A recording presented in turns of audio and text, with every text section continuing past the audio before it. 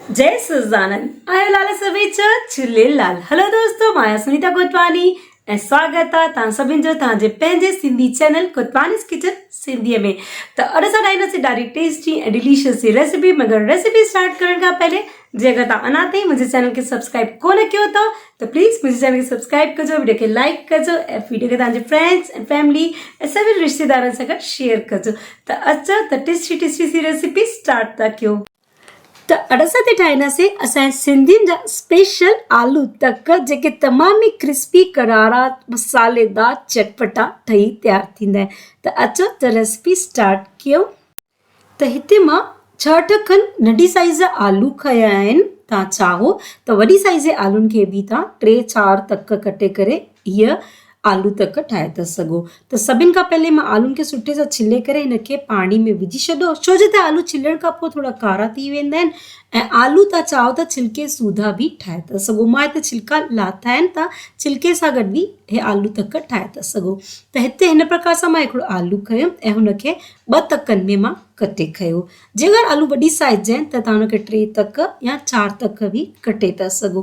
त सभिनि आलूनि खे मां जेको आहे न हिन प्रकार से 2 तकनि में कटे करे रेडी कयो ऐं साइड बाय साइड मां जेका न तेल जी तई बि चाढ़े कई आहे। त हिन गरम तेल में मां हे सभु आलू हिकु साथ विझी करे हिननि खे जेको आहे न डीप फ्राई करे वठंदा।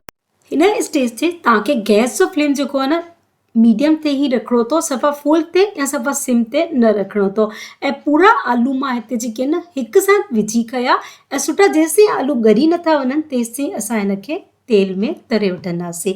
ऐं इन ई स्टेज ते मां हिन में आलूनि में जेको आहे न लूण बि विझी छॾंदमि ताकी सुठे सां जेको आहे न आलू अंदरि ताईं नमकीन थिए। त मां हिते लॻभॻि 1/2 चमचो खनि लूणु विझी कयो आलूनि में ऐं लूणु विझी करे असां हिनखे जेको आहे न तरे कढंदासीं। वधीक तव्हांखे हिनखे जेको आहे न गुलाबी या ॻाढ़ो न करिणो अथव, बसि पटाटा जेके आहिनि थोरा सा ॻरी वञनि, सुठा सॉफ्ट थी वञनि तेसिताईं तव्हां हिनखे हिन तेल में तरे करे कढी वठो। छो जो त इहे पटाटा असांखे वरी से डबल फ्राई करणा आहिनि। त ॾिसो हिते जेको आहे न आलू नरम थी चुको आहे त हिनखे मां तेल में कढी करे अलॻि करे रखे छॾंदमि। त तईअ मां पूरा आलू मां जेके आहिनि न प्लेट में कढी अलॻि करे रखिया ऐं सुठे सां हिनखे जेको आहे न असां थधो थियणु ॾींदासीं।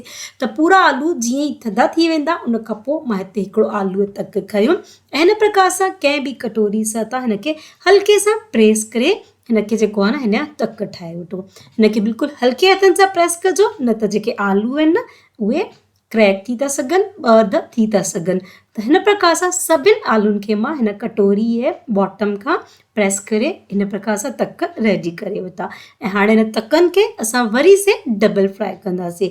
पर हिन स्टेज में तव्हांखे सभु आलू हिकु साथ न विझणा अथव, थोरा थोरा करे तव्हां आलू जेके आहे न डबल फ्राई करे वठिजो। हिकु साथ जे अगरि असां सभिनि आलूनि खे विझंदासीं त आलू जेके आहिनि न टुटी था सघनि। पहले असां हिकु साथ विधासीं छो जो त आलू कचा हुआ ऐं असांखे कचनि आलूनि खे थोरो सॉफ्ट करिणो हो। हाणे आलू ऑलरेडी सॉफ्ट आहिनि त हिकु साथ विझण सां भुरी था सघनि। त थोरा थोरा आलू विझी करे तव्हां जेको आहे न आलूनि खे सुठो सुनहरो थियण ते हिन में तरे करे कढो। सफ़ा ॻाढ़ो वधीक न कजो, हल्को सुनहरो। ॾिसो हिन स्टेज ताईं अची वञे आलू ऐं तव्हां हिनखे कढी वठो तेल मां। ऐं हाणे कंहिं फ्लैट बॉटम पैन जेको हूंदो आहे न सफ़ा फ्लैट वारो, उन में या फिर तए में बि तव्हां इहो प्रोसेस करे था सघो। त 2 नंढा चमचा मां तेल विधुमि ऐं गैस जो फ्लेम सफ़ा सिम ते, ॾिसो गैस जो फ्लेम में ध्यानु रखिजो, सिम ते रखे मां हिन में विधमि 1/2 नंढो चमचो हैड्र, 1 चमचो धाणा, 1/2 चमचो ॻाढ़ा मिर्च ऐं 1/2 चमचो चाट मसालो। तव्हां चाहो त आमचूर पाउडर बि विझी था सघो ऐं थोरो सो लूणु ऐं थोरो सो गरम मसाला। लूणु असां तेल में जेॾीमहिल आलू तरियासीं ओॾीमहिल बि विधा आहिनि।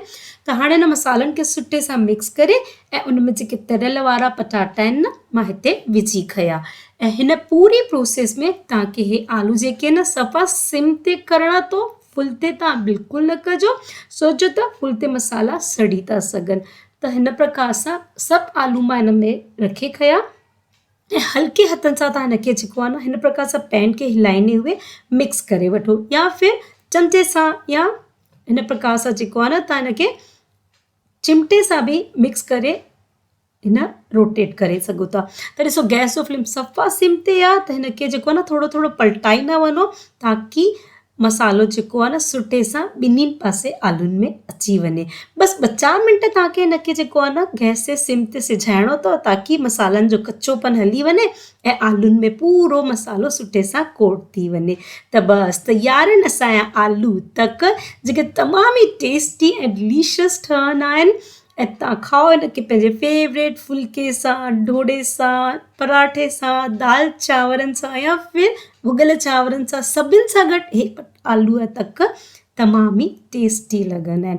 त फ्रेंड्स कीअं लॻियो तव्हांखे मुंहिंजी अॼु जी रेसिपी ज़रूरु ॿुधाइजो। ऐं जे अगरि तव्हां पहिरियों दफ़ो मुंहिंजे चैनल ते आया आहियो त प्लीज़ मुंहिंजे चैनल खे ज़रूर सां सब्सक्राइब कजो, वीडियो खे लाइक कजो ऐं पंहिंजे फ्रेंड्स एंड फैमिली सां गॾु शेयर कजो। त जल्दी मिलूं था हिकु नई रेसिपी सां। तेसिताईं जय सच्चिदानंद, जय झूलेलाल।